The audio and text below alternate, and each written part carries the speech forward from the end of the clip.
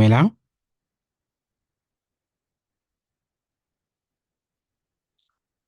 let's continue with the paper. We will be doing question 3, 3.1. For which values of x will the sum to infinity, where we start adding from k being equal to 1, or 4x minus 1 all to the exponent of k exist? So we just need to find the values of x for which this series will exist.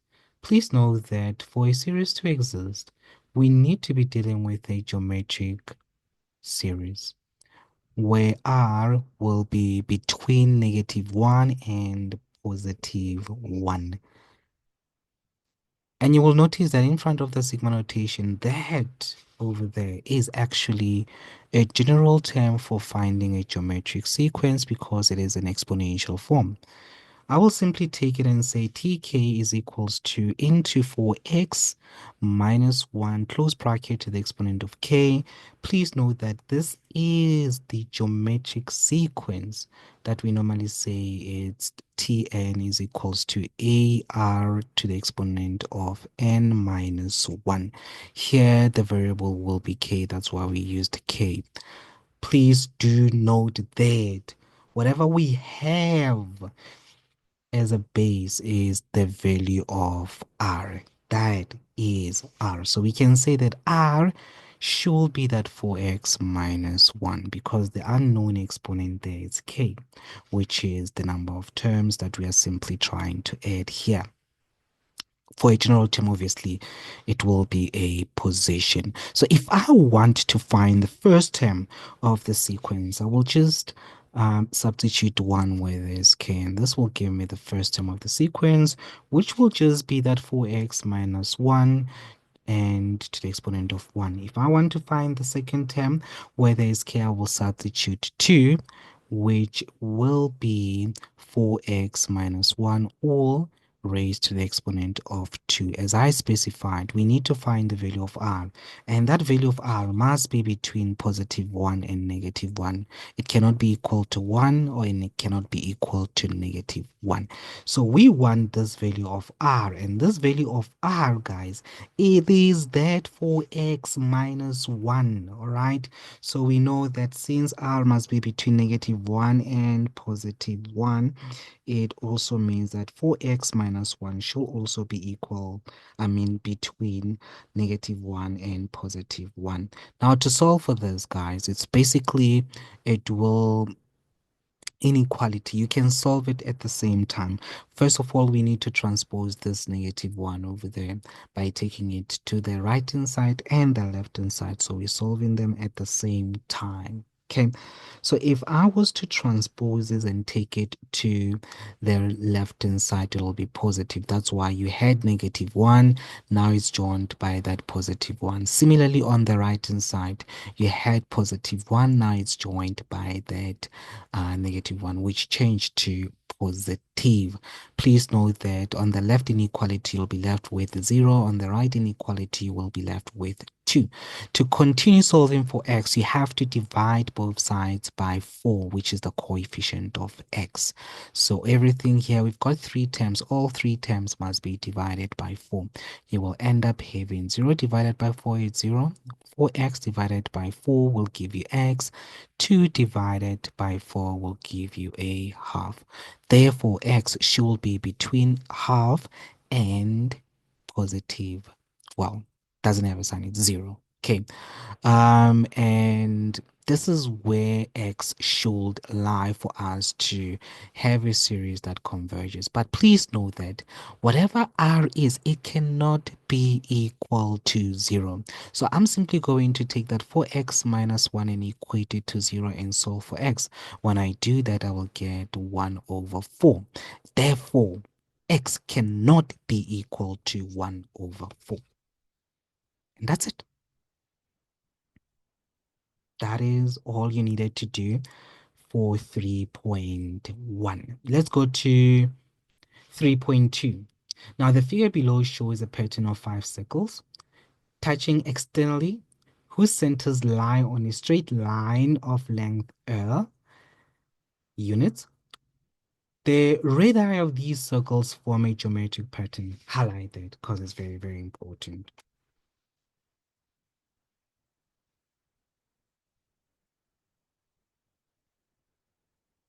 It means we are multiplying or dividing to get the next term, okay? Where the radius of the smallest circle is 3. So we know that the radius of the smallest circle is 3, and that of the fifth or largest circle is 48, which is the last term here.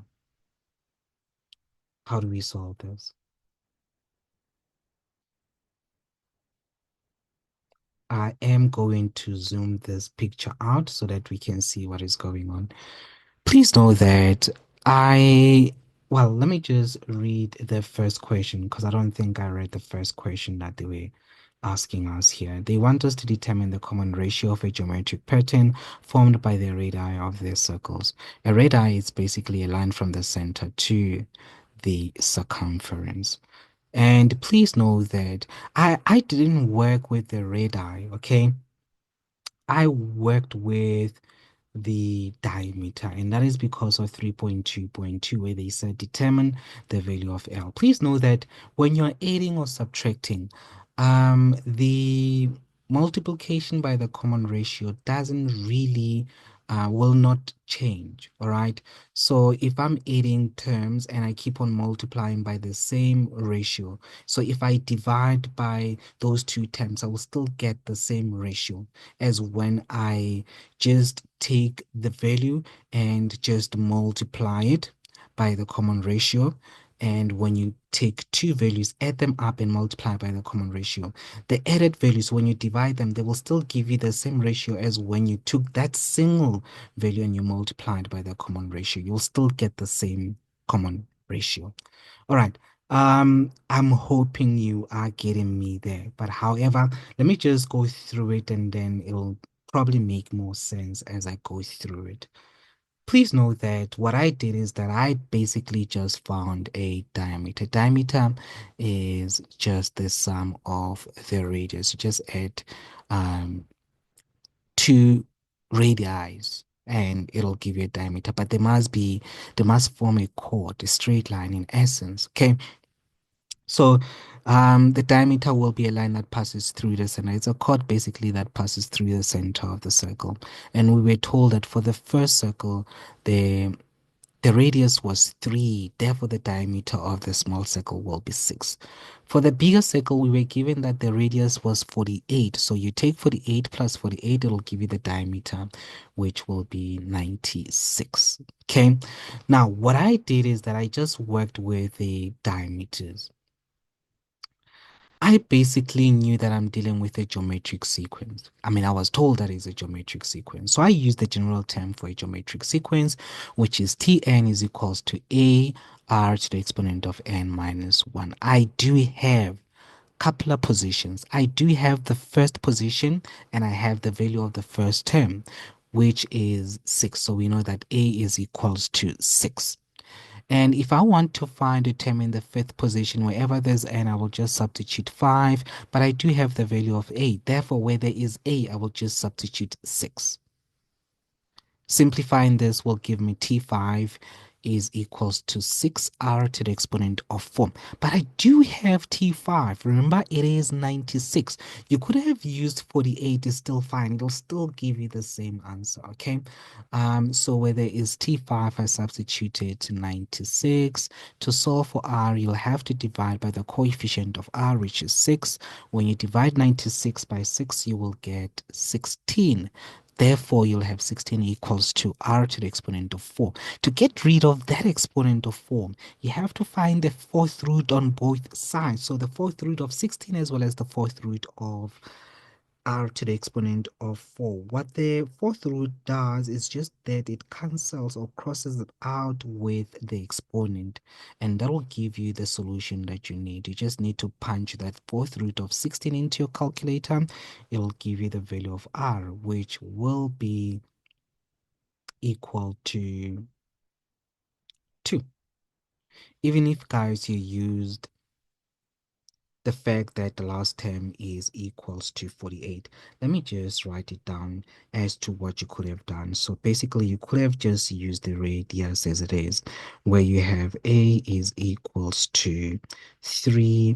Therefore, you'll have t5 is equals to 3r to the exponent of 4. And you will have, where there is 5, you will have 48 is equals to 3r to the exponent of 4. Please note that that 4, I took it from 5 minus 1. The position was 5, you just minus 1. When you take 48 and you divide it by 3, it will simply give you the same value. Okay, 48 divided by 3 will just give you 16. Okay, let me just show you a calculator so you understand that that's what it is. Okay,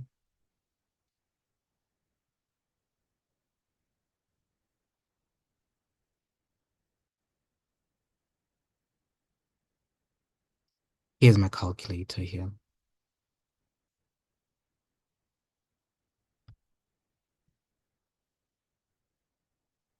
48, you divide that by 3, it'll give you the same answer, guys, which is 16. All right, so I will end up having 16 is equals to r to the exponent of 4. To cancel that 4, I'll just find the fourth root on both sides, and it'll simply give me r is equals to 4. I know someone might be saying, but why is r not plus minus? Sorry, it's not even equals to 4. It is actually equals to 2. Why is r not plus minus? The reason it's not plus minus is because we are dealing with a radius. A radius cannot be negative. That is why we just take 2. The fourth root of 16 is equals to 2. So we don't even take the negative 2 at all because we're dealing with a radius. We good? Sure. So a radius can't be negative. It makes sense that even the common ratio cannot be negative. It's weird that we're using r, we're talking about the radius, but here r stands for the common ratio. But I hope it's not confusing you there. Okay. The next question, obviously, here, guys, I'm done. They wanted me to calculate the common ratio. I've just done that. The next question, what do they want us to calculate?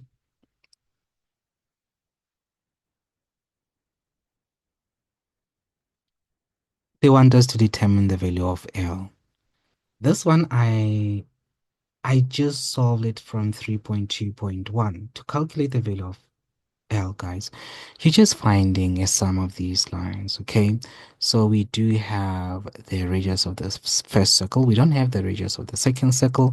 We just need to take the radius of the first circle, add it with the radius of the second circle, add it with the radius of the third circle until we get a straight line like that, which will give us the value of L. It's just a line from this point up to that point, which will be the same as the line from that point up to that point. And for us to get the value of L, we just have to add those diameters. That is all, because it's a diameter line from one chord to the next that passes through the center. It's called a diameter. I do have excuse me, I do have the diameter of the first circle, which is 6, and the diameter of the last circle, which is 96. As I said, guys, the common ratio will not change. All right, it will not change. It will still be, it'll only change when we are multiplying, but when we are adding, the common ratio will remain the same. So what I'm going to do is just to find the sum of these diameters by using the sum formula for a geometric sequence, which is this one over here. It really doesn't matter whether you start with r to the exponent of n minus 1. It's pretty much one and the same thing, okay? Now we are simply adding 5 circles here. So where there is n, I will just substitute 5. I do have the value of a, which is 6, and I have the value of r, which is 2. It will remain the same.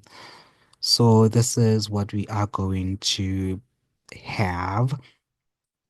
So a sum of those 5 terms will be all of that. You just have to make sure that you put this into your calculator.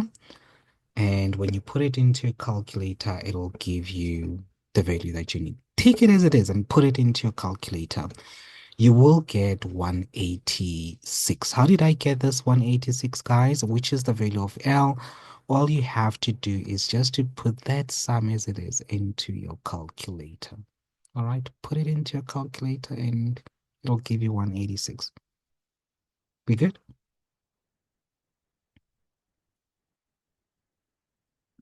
Okay, let us move on to the next one, the next question.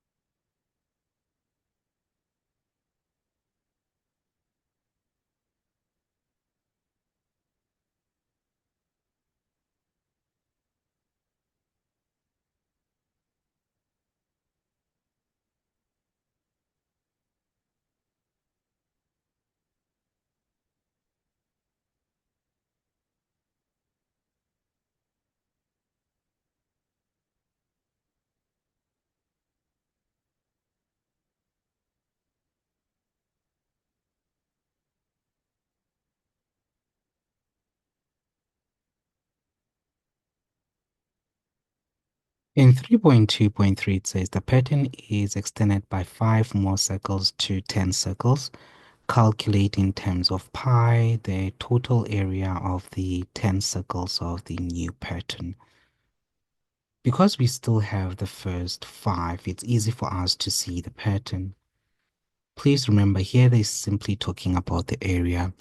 The area of a circle. What is the formula for finding the area of a circle? Is it 2 pi r? No, that is a circumference.